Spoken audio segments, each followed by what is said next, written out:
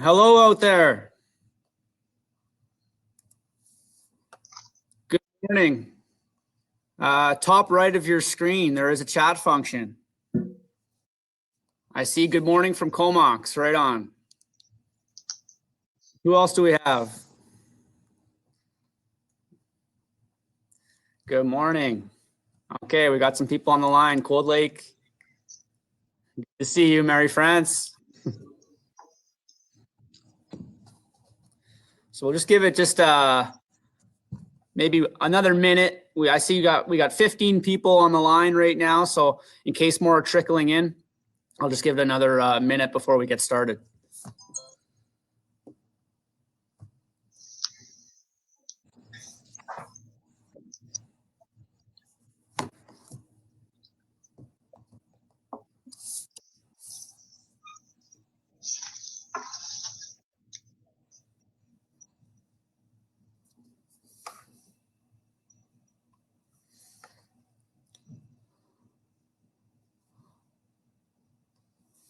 All right.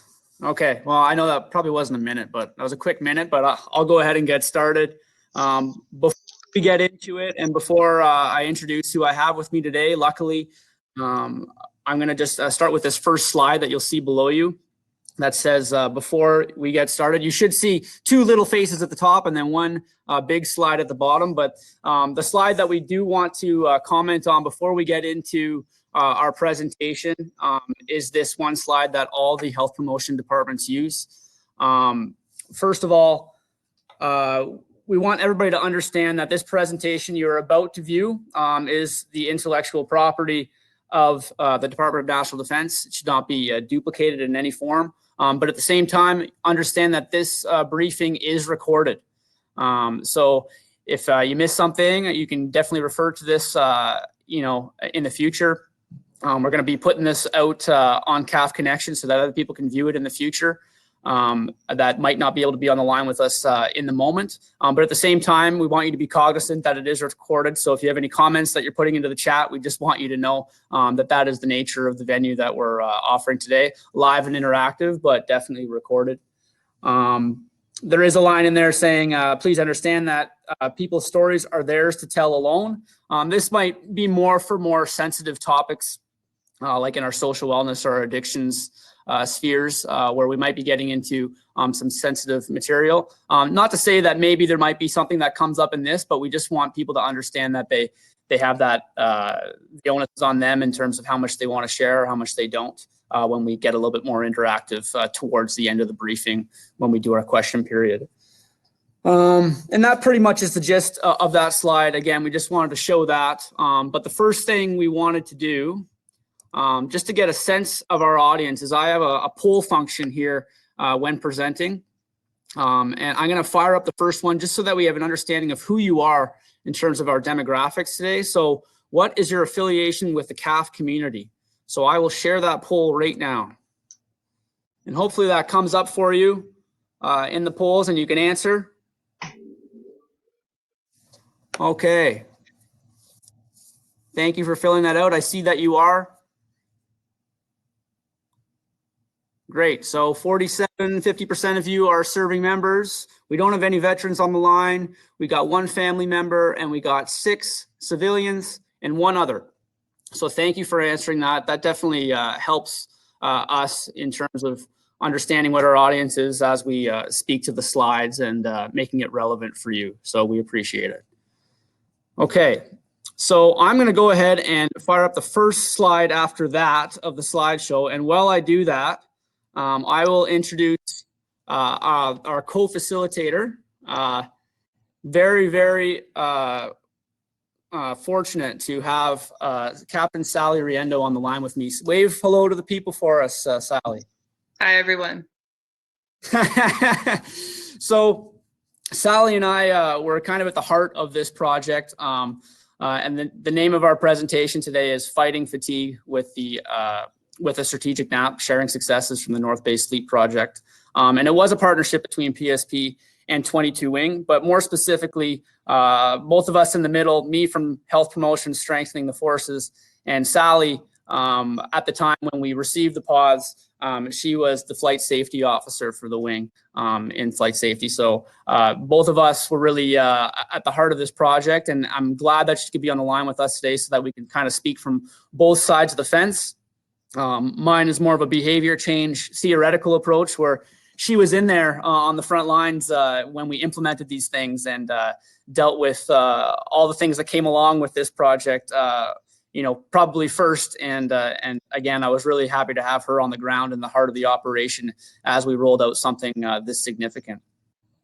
So it was a special partnership, and we hope that our audience, maybe some of you are just interested because you've heard about it through the grapevine or through word of mouth, but maybe some of you have heard it through the different advertisements that we've put out. Either way, we're just glad that we sparked your interest and want to join us today. Maybe you're in a position at your wing where you can affect change, and you can look at implementing something like this, or maybe just something else to fight fatigue for your members. Or maybe you're a civilian and you just want to know how to take a better nap. Hopefully we cover all those angles for you today, and you get something out of it. So yeah, just showing this next slide. We made a bit of a splash, didn't we, Sally? Indeed, we did. We had some fun for sure. And the biggest part of that was probably the article that you wrote, Waking Up with a Fresh Perspective, in the Canadian Military News. You can speak to that. You got a lot of traffic on your end, didn't you? Yeah, so the article was, it really was an embodiment of the journey that we had taken from square one to acquiring it and having them implemented onto the operations floor. I was really fortunate when I took on a flight safety role to have flight safety officers ahead of me, like Major Pandey and Major Kaler, who really laid a lot of the groundwork prior to my arrival, but they led the foundation for the project. At the time, I was working as a weapons director and a senior director in 21 Squadron on the operations floor. So I was there before the implementation, and I was there the day they were rolled on, and the day that I had moved on to a staff position within the wing. But I'm still very much here. So I've seen everything come to fruition, and it's been an amazing journey. And the article has received a lot of great attention from different wings across the Canada.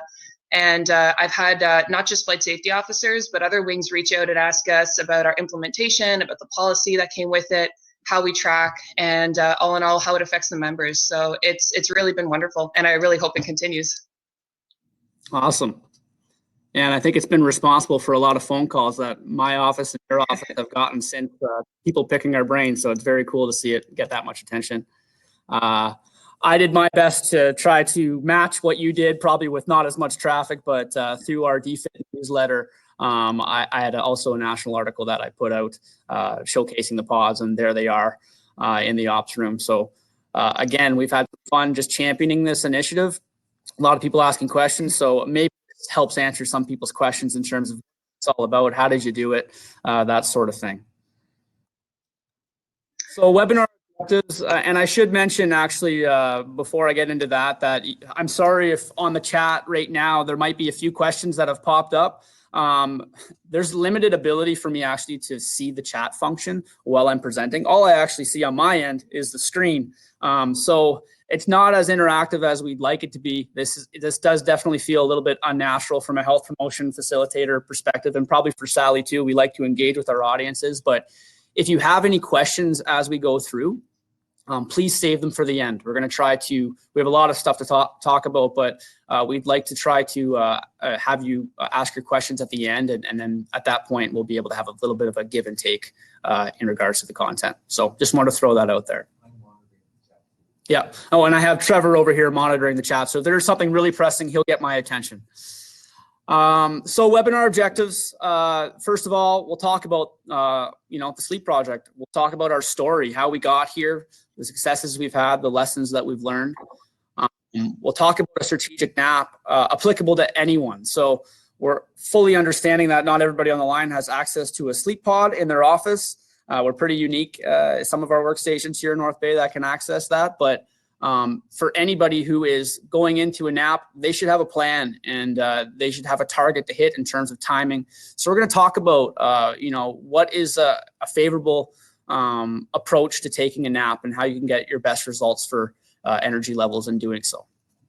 And then throughout the whole briefing, I have it as point number 3, but it really is weaved in and out of the whole briefing. We're going to talk about culture change around sleep/rest, around fatigue mitigation. There was quite a culture change that we saw here at 22 Wings since implementing these things. And I think there is a culture change taking place across the CAF. Some parts may be slower than others, but we wanted to show you our experience, and maybe there's some things that you can take away for your locations. And maybe not just in the CAF, maybe beyond as well. Okay, so the mission, and I think that this is best coming from Sally. So Sally, if you will, just to add some context, I'll give this to you. Sure. So 22 Wing is the Canadian Air Defence sector, and we're one of 4 sectors that operate under NORAD. So NORAD is one of our primary missions, along with Operation Noble Eagle. And with that, we track all incoming and outgoing aircraft across Canada. And with that being said, that it's a 24/7 operation. So there's a lot of obstacles that come with that. Investing in our members is number one, really. In order to do what we do and do it effectively, we train all the time. We're running simulations day and night to try and prepare ourselves for what potentially could happen, and reacting very quickly and very effectively to the obstacles that do come our way. So with anybody who's ever worked shift work, or anybody who's ever worked a 24/7 position, you know that there's a lot of things that come with it. And one of the major obstacles, obviously, is night shifts, and how we mitigate that to make it a little less sucky than what it has to be. We work here with our American brethren and sisters here, as this is a joint U.S.-Canadian mission. We have Canadians in the States, and very much we have Americans here as well. So it's actually been amazing in that we learn from them what the Americans are doing, and they learn from us as well. And we swap techniques and tricks, and we learn from each other a lot. So it's an amazing place to be. It's a bit of a hidden gem among the Air Force, but we do it, and we do it right. Right on. So with that mission, there are costs of fatigue that are related to the risk to the mission. We know that fatigue can impair judgment, can impair your reaction time, alertness, performance, and overall safety risks. So Sally, you probably have something to add to that from a flight safety perspective. Yeah, absolutely. So when I first arrived at this base, I had a very interesting experience that led me down this path, and it was almost very timely, we'll say. I was working shift work, and I had come off of a 12-hour night shift, and at the time, there was this mentality. It was a long-standing mentality that any members have seen across the CAF of, when you're at work, you're awake, and you have a job to do. Even if there's, not a lot of traffic, even if there's not a lot going on, you still have to be awake. And so as a bright, bushy lieutenant, I was eager to prove to my supervisors that I could do it. And it was winter. And after I finished my shift, it was the last hour, we were getting into that head bob of, my goodness, like I'm tired, feel almost inebriated to that point. And I go outside, and it's a blizzard. I mean, zero visibility. And anybody who's had a winter in North Bay or Winnipeg or any of those kind of Cold Lake, any of those places, these winters. And I went outside, and I couldn't see my car. And I remember thinking, I never lived very far, but I remember thinking, this is dangerous. This is extremely dangerous that, we're expecting us to drive home after doing 12 hours. And at the time, I'm not married. I didn't have any kids. I had all the sleep prior to going into my shift, and I was still exhausted. And it was very dangerous to be driving in non-ideal conditions in the state that I was in. So I remember thinking, this is not safe. This is not the way to go. Mm-hmm. And very, very shortly after, I joined the flight safety team, and I initially wrote about my experience with in-flight comment, the flight safety newsletter and articles that came out. And that's where this really began. And then once Lucas and I started pairing up, and I started hearing of this sleep pod project, I knew this was what I had to do. And so the costs of fatigue are very real to me, and they're very real to North Bay, and very real to, missions in general. You can easily see the result of what happens of fatigue, but the long and short is that there's no dollar value that can come from losing a member in either a car accident on the way home, hitting a ditch, or air-to-air collisions. Not even, the loss of life, it has no dollar value. So there is a huge cost that the CAF is not prepared to accept. So this is why I'm very, very passionate about this, for this reason. And when I look at our operators, both of our air battle managers and our aerospace control operators, their lives are worth way more than not letting them sleep. So I'm very, very passionate about it, obviously. Yeah. Oh, that's awesome. And a lot of people, they hear about our partnership, what is health promotions working with flight safety? That's kind of weird. But hopefully you hear through, Sally's story, that there's a lot of overlap in terms of, we're talking about the mission, but we're also talking about people. And that's what health promotions is there for too, as far as taking care of people and thinking about their health, and whether that's health and safety or whether that's on our end in behavior change. There's a huge overlap. So it was a very natural partnership between our two entities, I think, because as I flip to the next slide and you see from our perspective, risk to personal health caused by fatigue, or increased risk from fatigue. You can see that list. There's lots of things that we have to think about from our side of the fence, and there, that last line showing the risk of that drive home. Again, both of us have this common interest that we had as we went into this partnership together, and we knew that we were working towards a common goal. So you can see this chart, and this is a chart that's actually from Transport Canada. And it just models basically a joint responsibility for fatigue. So for years, since I started here at 22 Wing, 10 years ago, health promotions, we always tackled this issue from the right-hand side of this chart, the non-work related. So we looked at our members' situation and lifestyle. We gave them some skills. We do courses, nutrition, physical activity, those sorts of things. And, what can that person control in their lives to mitigate their fatigue? But as time has gone on, we knew the mission wasn't going to change, but maybe we could change the environment. And this partnership with Flight Safety, with Sally, has really opened the doors to changing the environment and looking at the organizational's responsibilities and how can we make the workplace better for people, to give people options. So again, it's about approaching this issue from different angles for the best result. And we were a little bit lucky. So we weren't just two rogue, people that were breaking rules and affecting change all by ourselves. We were supported by national policy. So I'll let Sally speak to what she was supported by, and then I'll go to mine. So go ahead, Sally.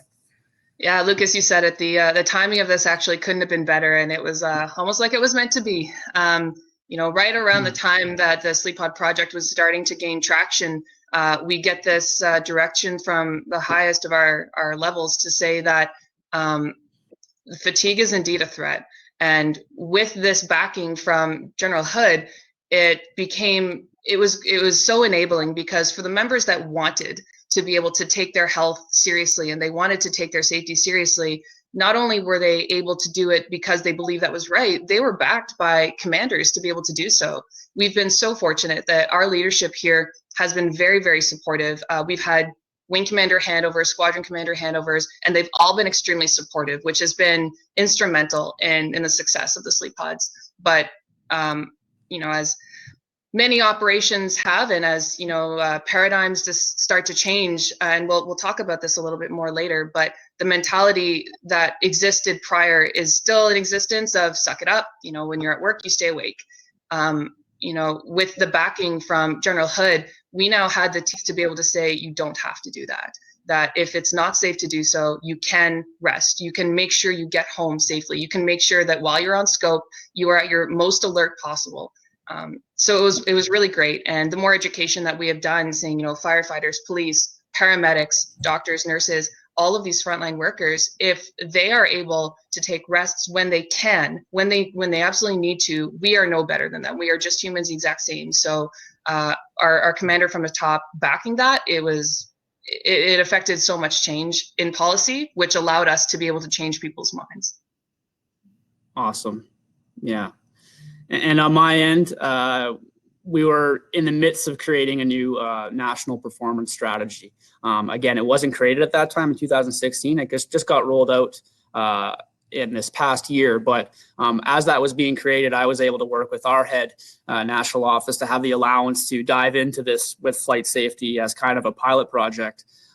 So again, I was supported on my side, much like Sally was. So we're not going to say that we're not trailblazers.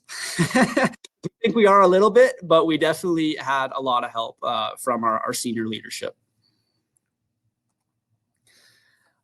This is a very busy slide with a lot of words, and I apologize for that, but I just wanted to throw this out there because I wanted people to understand that our fatigue risk management system involves much more than sleeping pods. That's just one tool that we have in our toolbox. There's lots of other things that we've done in terms of building policy, offering training to the flights, to those sensitive areas that are experiencing shift work, and ongoing review with wing commanders, with the flight safety team. We're always doing follow-up evaluations. So there's a lot of moving pieces here, and certainly we're not going to dive into every one of them. We'll give you a few, but sleep pods is just one. So again, it's not like sleep pods is the cure to fatigue, but it's definitely been one of the good tools that we've used here in North Bay.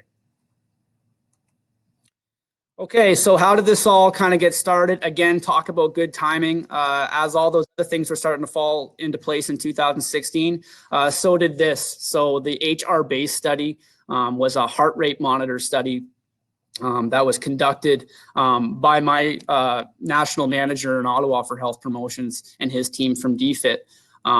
They selected North Bay as one of several locations across the country to conduct this study. So how lucky were we to be able to do this at the same time to really have a little bit of insight in terms of what is happening to the health of our members as a result of fatigue and as a result of shift work. So some of the information that we got back showed that, yeah, so BMIs, body fat percentages, you know, they're high. Maybe a little bit high systolic blood pressure when you're talking about night workers, but looking at lower sleep hours. So self-reported from the members, we saw that during the day, they're getting their 7.8, which is pretty good, but there is a deficit for the night workers, 6.8. So, you know, how could we fill that deficit? Maybe we can top it up with a strategic nap. That's where the seed was starting to get planted into our minds that this could be a substantiated endeavor.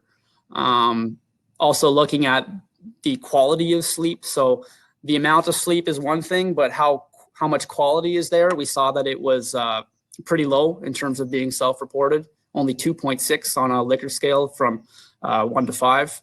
And we also saw that our members weren't able to get high intensity workouts because they're tired. No surprise there. So between all that information, again, only 70 participants took place in that study, which was a healthy sample for 22 wing, but certainly not a huge study. But it did give us kind of the breadcrumbs to follow the trail, to dig in further in terms of, do we have a problem? It sure looks like we might, and what could be a solution to solve it? So we kept digging. The next slide you'll see is the health services sampling that was taken just over a 20-day period in 2016. Flight safety worked with health services to get this done. And 108 individuals here at 22 Wing, just in that 20-day period, reported fatigue as a root cause or contributing factor to a health concern. Of those 108, 32 were shift workers and 76 were not. So between the two of those, I mean, it was pretty undeniable that there's some evidence to support that we have an issue here that we need to explore some solutions for. So with that, the third kind of risk assessment that we went into was looking at impairment from fatigue. So this slide just shows that it's pretty widely accepted that fatigue levels just from lack of sleep or lack of rest can be equated to impairment in terms of blood alcohol levels. So you can see if you're awake for those amount of times, that's what you would be equivalent to in terms of being impaired. And we know that police officers do lay charges as far as DUIs for impairment just from fatigue, never mind having a substance in your body. So there's a lot of evidence that has supported kind of comparing both of those. And what this is a really kind of crazy slide to look at for the first time, but what flight safety was able to get from their headquarters, the Directorate of Flight Safety, was what are called FAST models. So that's what this is. And what this model is it's just a projection of estimated fatigue levels based on hours of sleep and a shift schedule. And what we were able to do, or what flight safety was able to do, rather, was submit the shift schedule and with no nap and then with a nap to see how we could change fatigue levels. So you can see with no nap, we have fatigue levels diving into the yellow and the red, and that equates to impairment that you would experience similar to the effects of alcohol. So 0.05 is yellow when you blow a warning in Ontario, and then 0.08 is when you blow above a warning and you're full into the red. So we could see based on that projection that was given to us, and this is a tried and tested tool that actually originated on the United States Air Force side of things, that our members were routinely, as they go through a cycle of shifts, and this is actually expanded over 2 weeks, routinely going into the yellow and the red. We knew that they were impaired for a portion of their shift for sure, but also that drive home from work that Sally was talking about. So we could see there was a problem. And then looking at that same projection, 7 hours of good sleep with a nap, now we have a 1 hour nap, we're able to make a significant change potentially with this projection. The hypothesis is that with 1 hour supplementing that sleep, that strategic nap could get people fully out of the red. And yeah, you spend a little bit of time in the yellow, but the mitigation is quite substantial across the board. So it's amazing what 1 hour nap can do. So again, that reinforced our idea of, maybe this sleep pod thing could be a solution between all three of these studies.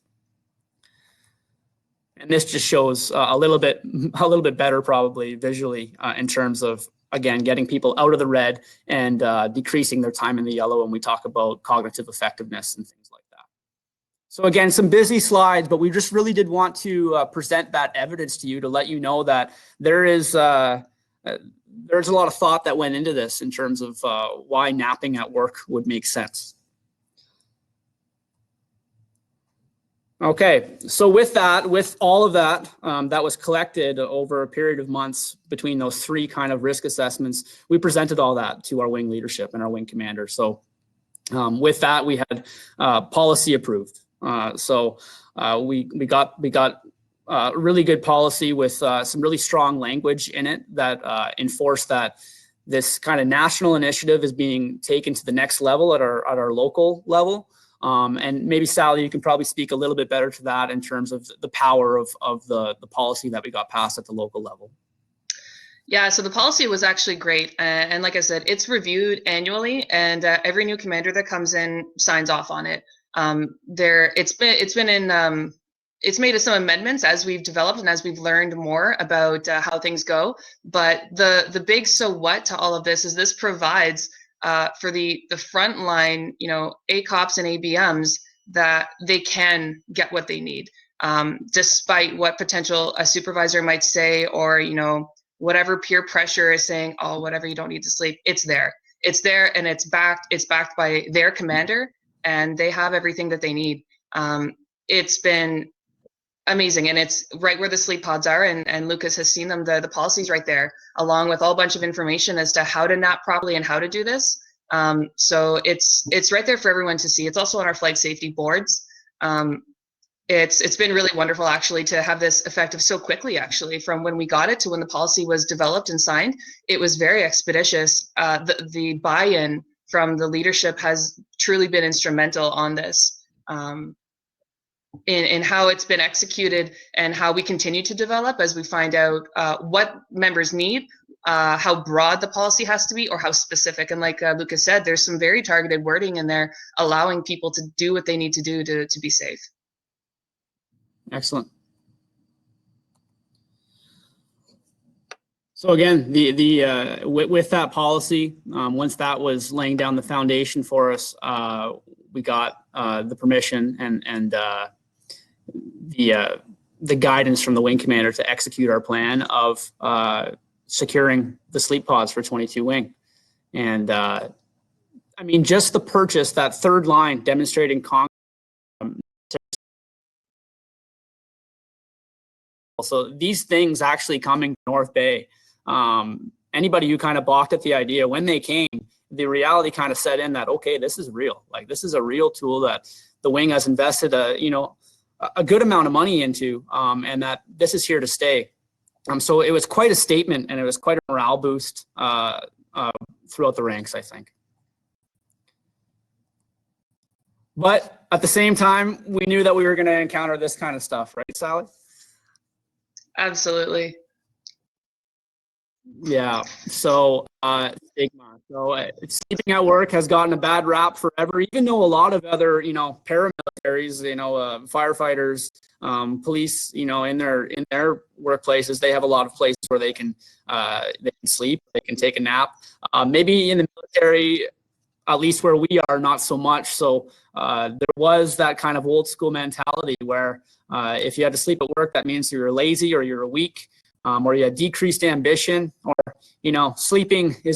taking naps in general is only for children or the elderly. What are you doing now as a healthy 25-year-old that works on the ops floor in North Bay? That stigma had to be crushed. I'll kind of let Sally speak to that. She was there. I get to hide in my office in health promotions after we roll these things out, where Sally has to be there right on the front lines as we do these changes. Okay, perfect. So yeah.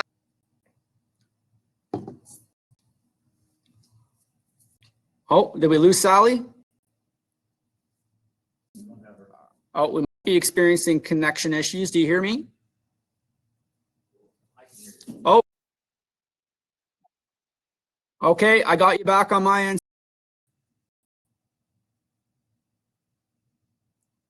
Oh. Been defending NORAD since the 60s, and so unfortunately some of the mental paradigms have stuck around since then as well. That's one of the main obstacles we knew coming in we were going to have to overcome, was the tough it out, soldier first, all these buzzwords that don't make sense anymore.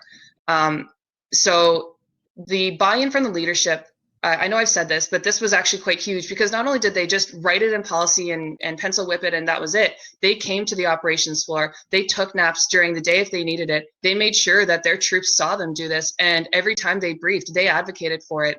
That trickled down into all of our flight safety reps doing all kinds of education, and Lucas has been instrumental in educating from the health side of everything and saying, this is how this benefits you, this is what you can do for your body.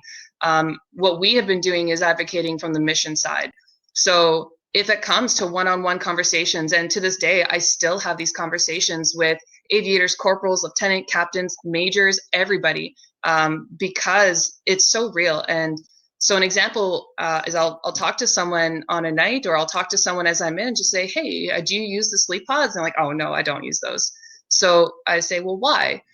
And oftentimes, as soon as you break down that one barrier as to why, you find out the actual reason. If it's that, you know what, I don't get tired on nights. I sleep 12 hours before I come in, and when I go home, I'm dead to the world till 7 later. You know what? If you don't find the need for it, that's up to you. If you talk to someone else and they say, oh, well, I game, and so I'm used to being up late and stuff like that, you say, well, just so you know, and that's when you bring out some of the facts that, if you're doing a 12-hour shift and you're gaming 5 hours before, you're actually putting yourself in a blood, your fatigue level is equivalent to that of a blood alcohol level of 0.05. So, and they actually don't know a lot of these things. It's one thing to brief it and PowerPoint and whatnot, but when you actually have those one-on-one conversations, they prove extremely effective. I've had small groups of people where I just say, hey, just tell me what your resistances are. There's no rank here. We're just a bunch of people talking. And they've been very open. And some of them are very outcoming when saying, my supervisor, he says I can use it, but I get flack for it after, and they make jokes. And I've been there when I've heard these supervisors say this. And so it's so constantly this message to constantly apply that education. Like I've said, it's when these people say to me, oh, I don't really think that I'm only on scope for a little bit and then I'm off and then I'm back on.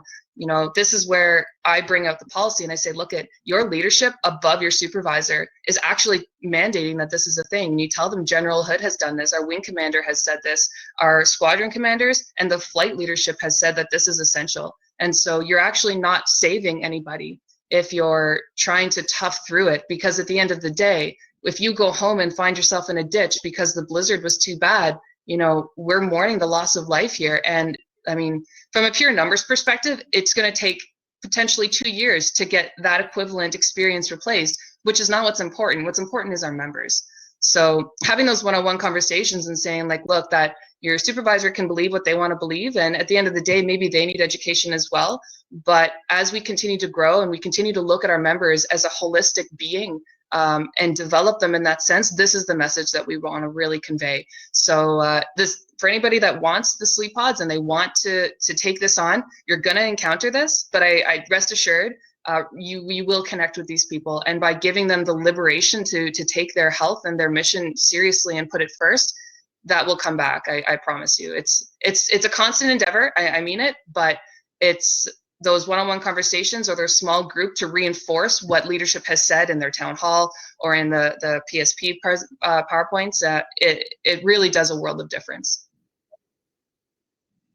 Absolutely. And I think, you know, Sally, what you're talking about is culture change, and it takes a while. It's not like flipping a switch. We hoped that it would have been, but yeah, you're going to have those little battles along the way. And it's about having people in the workplace like yourself that can really advocate and have those thorough conversations with people to, you know, change some minds. So that's great. So the next slide shows that, you know, while we had a bit of a battle with it, we also had some fun with it. Our wing leadership had some fun with it. So this is from the RCAF's Facebook page, and you'll see our wing chief warrant officer at the time, Chief Short, and our wing commander, Colonel Roberts, both taking a nap in the nap pods in their nice Toronto Maple Leaf and Boston Bruins pajamas. Well, on one side of the equation, yeah, we want to, you know, battle all that stigma. At the same time, we wanted to kind of break the ice. And I think that our wing leadership did a good job of that as well, to have that good balance between the two. Okay, so the next slide, just a very quick title, but there's a document that we actually developed between our two entities, between health or flight safety and health promotions. And we made mandatory protocols and recommendations for people to use the pods. It wasn't like we just got the pods, threw them on the floor and said, have at her, good luck. We gave some people some guidance, and the two mandatory protocols were about, first of all, hygiene, more important now than ever with the climate that we're all in right now. But second of all, we had a sign in and sign out policy where we wanted to see who was using the pods to make sure that people were using them across the ranks and that people were using them effectively, all that kind of thing.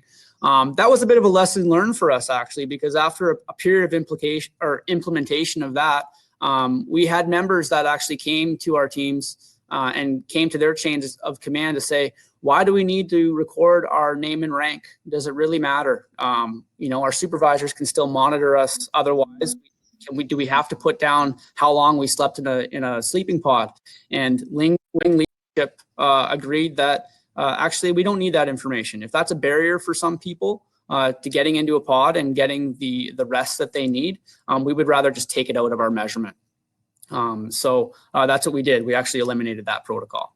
But as far as health promotions, the 6 recommendations is really where we came in. And I'll share with you a few of them in terms of how to use a pod and how to approach a nap.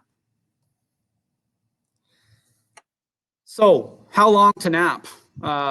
So this is, again, something that you can apply in any setting. You don't have to have a sleeping pod to have this approach, but this is what the science really shows us in terms of what your targets should be. So there are different stages of the sleep cycle, and basically your approach to a nap is that you want to be waking up in a favorable part of the sleep cycle.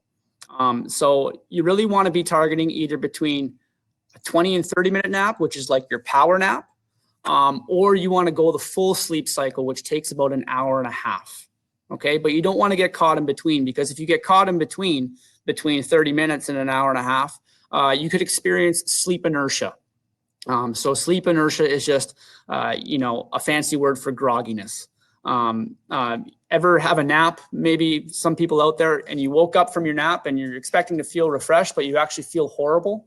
and you almost have like a nap hangover or a nap over, that's sleep inertia, because you're waking up in a very awkward time of your sleep cycle. So we had to work with our members to have them have a plan go into their nap in terms of, okay, I'm either targeting a 20 to 30-minute nap, or I'm going to go for the full hour and a half, so that they weren't being actually impaired for a period of time. So that's the gist, and it's a good slide.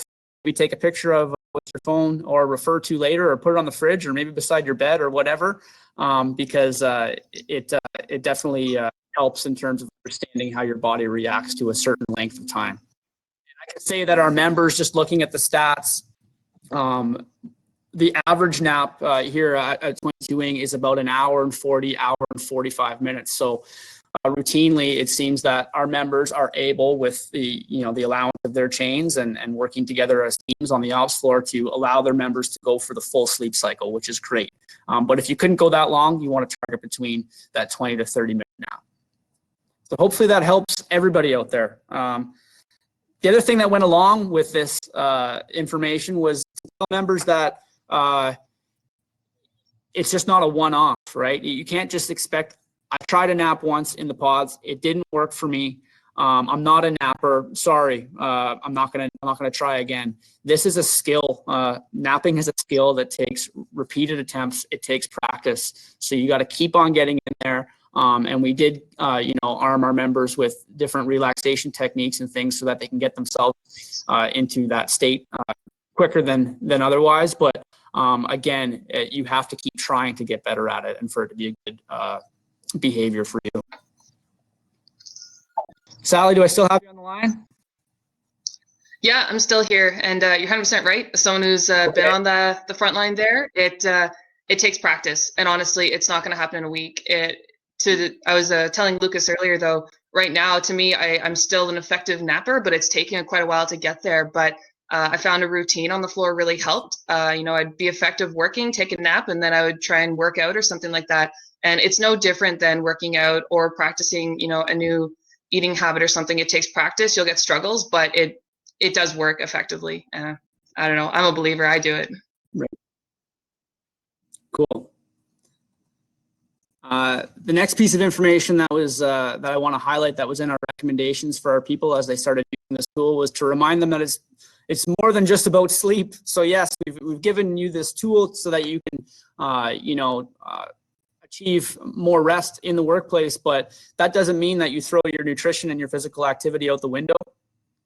So we give people guidelines and recommendations with our course promotions to, hit the targets that they need to, and follow the recommendations that they should, to increase their energy levels through, physical activity and nutrition. So we're there on the ops floor doing those presentations for the members, and getting members in our course at the same time, and hitting it from both angles, not just the sleep angle.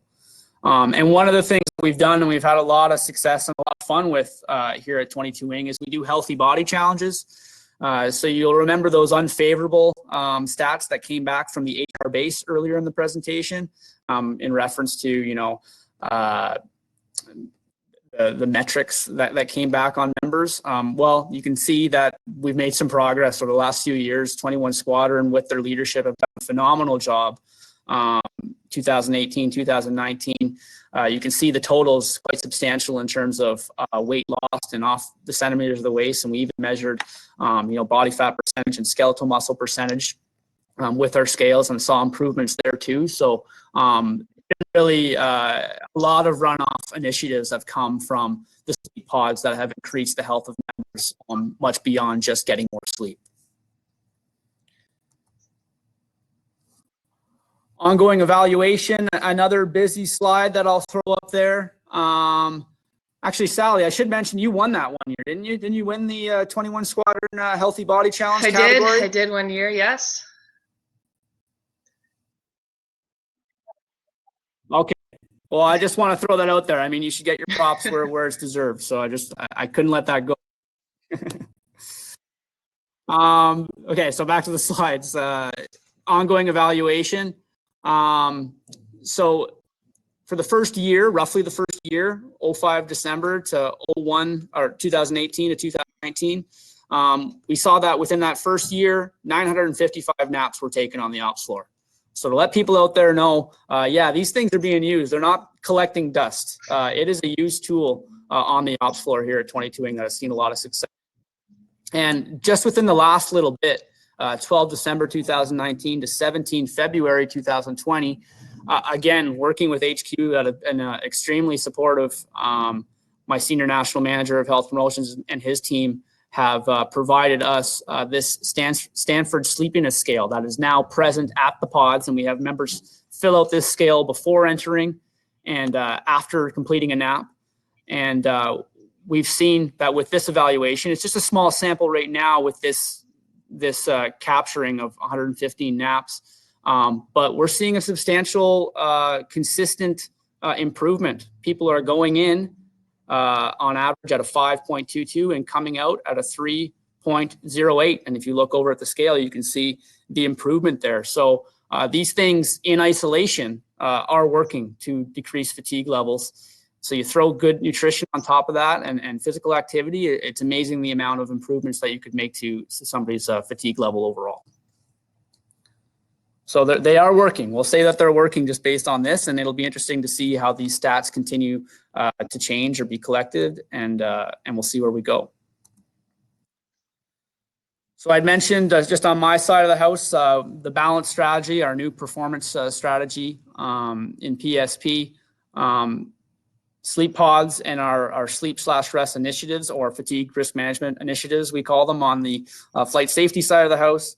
They're a cornerstone of all the different changes that we're trying to do here at 22 Wing with our local implementation of the strategy to increase the health of our members and also of their families and dependents. So again, it's been a highlight reel initiative, and there's still a lot more work that we can do.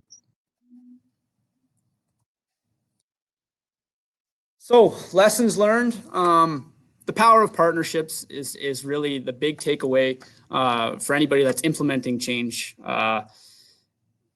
For me, it was perfect timing, and also I think just having the right people in the right positions at the right time. You know, we're so thankful to have people like Sally, champions for us out there in the field, that make our jobs so easy in health promotions. To have that kind of attitude and that kind of passion just really helps as far as culture change and getting these things done. Change was embraced by the CAF. Well, it took time, but I will say that we were pleasantly surprised with the lack of resistance. There was always steps that we had to take logistically, and procurement of the pods and all that kind of stuff, and the back and forth logistics stuff. But Absolutely. We inched our way there, didn't we, Sally? I think there was the foreseeable obstacles that we knew we would overcome, but all in all, there wasn't anything that we didn't really account for. So it landed relatively on quicker than I think we would have expected, because we knew what we were up against. So we were very fortunate in that manner. Yeah, and we just want to throw that in there because we're understanding that maybe people might want to implement changes that are watching this briefing. Just to let you know, as long as you do your homework and you work as a team and you have good handover when positions change for projects that take this long, change is definitely possible. Leadership support and role modeling was and continues to be a must. So Sally already mentioned the power of seeing a supervisor going into a sleep pod when you're nervous to go into one as a junior member, a new person to a wing, and that continues to happen, and it continues to be briefed by the wing commander to his subordinates to say, listen, you need to get into the pods so that your members know that they're comfortable to get into them too. So that is really the heart of the culture change, that leadership's role. We had great leadership here throughout the last few years to make sure that, again, these things didn't collect dust and they weren't just like an all show project. They were real. So it's good. And then there's a lot more to work to do. So we do feel like, maybe we're ahead of the curve, but we are just kind of at a tip of an iceberg as well. So there's so many different changes that we could continue to implement. And Sally and I continue to kind of dig into this along with the other flight safety members on our working group, and we're always reevaluating what can we do better, how can we use our current tools better, how can we share this with the field to have other locations catch up to where we are at, and continue to work, never be satisfied with just saying, okay, we got our pods, dust off the hands, fatigue's taken care of. It doesn't work that way.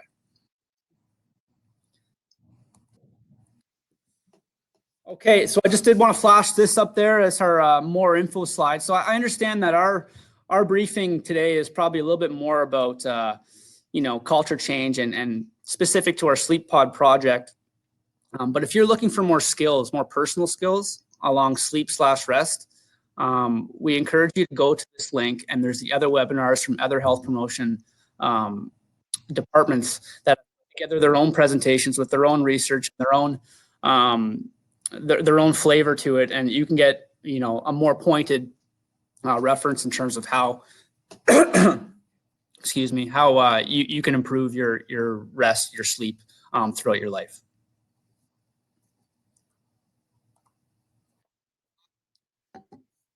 Last slide before we give you a couple quick poll questions and answer any questions that you might have. Here are some resources that we want everybody to really take account of. Not necessarily reflective of what the topic we cover today, but reflective of the situation that we are in right now in Canada and in the world with COVID-19. So again, take note of any of those references that you might be able to use and pass on to your loved ones, your friends, that sort of thing.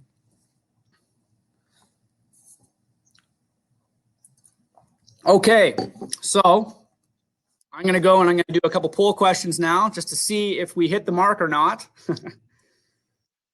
So the first one will go up right now. I feel I can apply what I learned today in my daily living. I'll share that right now. We'll get a flavor of how we did.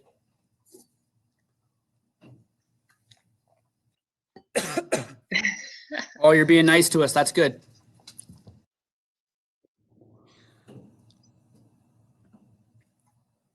Oh, that's very good. Right on. Well, we're glad to see that for sure. The next one that I'll put up. How satisfied are you with the Demio platform? Was this a good way for you to learn? Did you get our message clearly?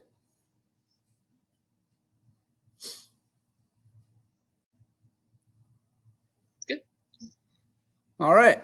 So again, we're on the better half of things there. So we're happy that you got our message and that you're satisfied with the medium. Again, it's something that we're going to continue to pump out while we're in this situation, and potentially beyond, even when we get back to the workplace, because we're reaching so many different people nationally. It's been a really fun learning curve for us to jump on in health promotions, and first time Sally's been brave enough to do it with me. So it's been fun to be able to do that.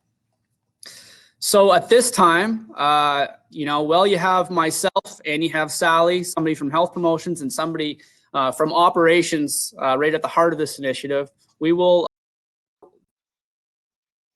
poll to see if we have any questions out there that either one of us can answer. And this could be about our initiative, or it could be about sleep in general. We'll do our best.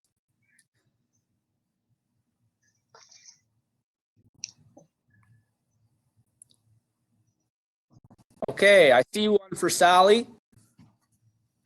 And Sally, I'm not sure if you see that in the chat function, but the one a little farther up. Yeah. I'll read it out to you if you want. So I see a question from Michael. Sally, how did you overcome obstacles or roadblocks from the chain of command up to Winnipeg? So that was a good question. And honestly, being the only air defense sector in Canada, we actually had a lot of latitude to be able to do this for ourselves. So a lot of it actually resided right at the wing, and we did this from a wing initiative. But really, like we mentioned, the timing was really perfect, that the direction came from General Hood, and Winnipeg actually has now put in a fatigue risk management policy that everybody has to fill out fatigue risk management forms when they enter the operations room. This isn't new. This has been seen in other nations and in other theaters of operation. This is now Canada catching up, and Canada taking this stuff, and it's documented in all of our logs and whatnot.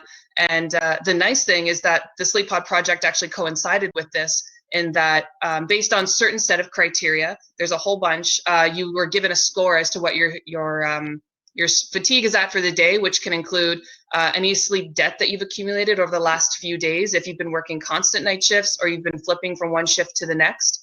All of those can accumulate into a score, and a mitigating strategy is to have someone go into the sleep pod so many times in a shift, or to see until their score improves. The so what to this is that this has a direct impact on operations now, in that, if a controller or a surveillance operator or a data link operator are too high, they're mitigated down, and it's up to the wing to determine what strategies to take there. So we didn't really encounter a lot of roadblocks when it came from Winnipeg. This entire initiative kind of rolled out at the same time, and they complemented each other very well.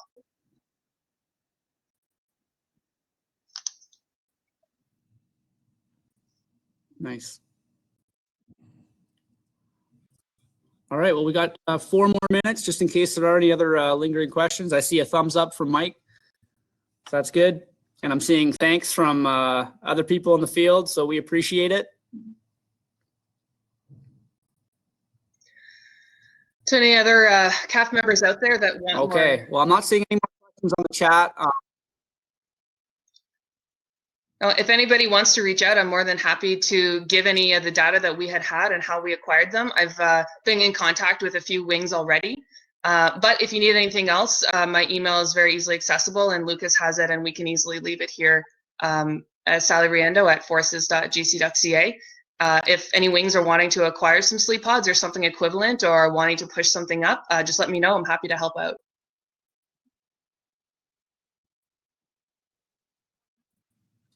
Thanks for that, Sally. And the same goes for me. You can reach out to myself or Sally. Just give us a ring, or probably these days give us an email, and we'll get back to you, and we'll help you out in your own initiatives, and we'll see what kind of change we can help you out with across the country. So it could be fun. All right. So with that, again, well, thank you for your time. Thank you for tuning in to the Sally and Lucas show. We really do appreciate it. And Sally, thank you so much for doing this with me today. It's just, this briefing would be incomplete without your presence on it. I mean that definitely. So again, we hope that everybody got something out of this, and get a good night's sleep or get a good power nap. And we'll catch you next time at another one of these health promotion briefs. Thank you very much.